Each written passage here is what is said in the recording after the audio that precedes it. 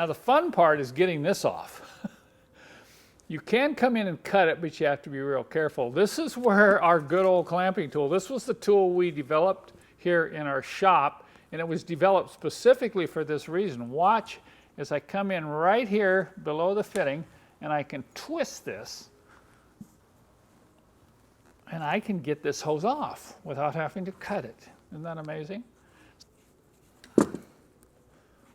I think you can see what I mean. If you have rusty clamps, don't even mess with them, just cut them off. Okay, so this hose is off. I'm going to save it for a pattern. I got some plugs to plug these hoses off after I cut them so they're not dripping. But once again, once I start pulling these two hoses off, expect some fuel to drip out.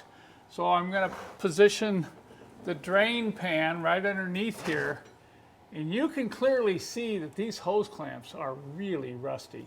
I'm not even going to try to unscrew them because I'm going to replace them anyway. So I'm going to get up there and cut them off. You'll need a really good pair of heavy-duty wire cutters. And I'm going to reach up right here by the head of the clamp and squeeze. And then I'm just going to rock it back and forth and twist it. And once I pull it out, I can get a hold of that one part of it. And there, okay, that one's broken. Now let's see if we can break this one off. That one's broken free. Okay. Now I'm going to get my clamping tool. We'll get a hold of this return hose first and take it off. Okay, that's dry. Let's get a hold of this one.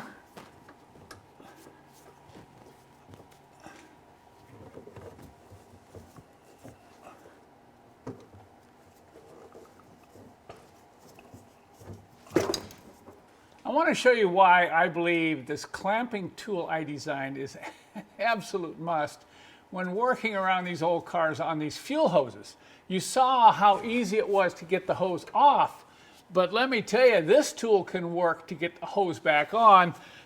Imagine trying to get up here and push this on. You can't get on both sides of it. You really can't get any good leverage to push the hose on. It's a very tight fit because you've got all these other lines here. But if I use the clamping tool and clamp it right there, I'm going to get up here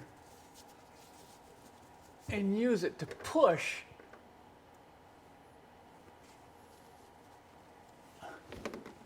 And you're going to hear me grunt and groan because it's bad enough to get this on. I'm going to move it back a little bit.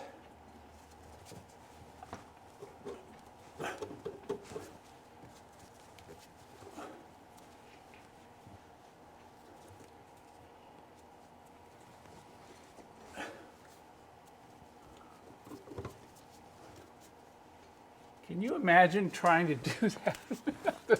I'm already worn out just shoving that hose on in that really tight location. And then once the hose is on, I can roll the clamp up into position.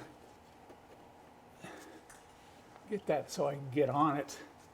Now I better come from the top.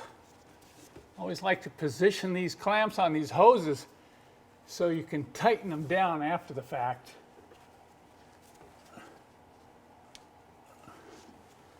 All right, I use a number 6 nut driver on these Jimmy clamps.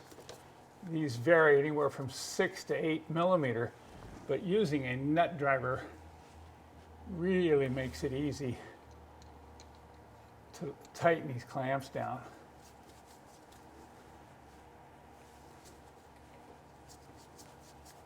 And then just tighten it so it's snug. Don't over tighten it because it's already a very tight fit and you don't want to cut into the hose. So be very careful with these clamps and not squish the hose down. All right, now this hose is ready to install onto the filter outlet once I install the new fuel pump and filter assembly.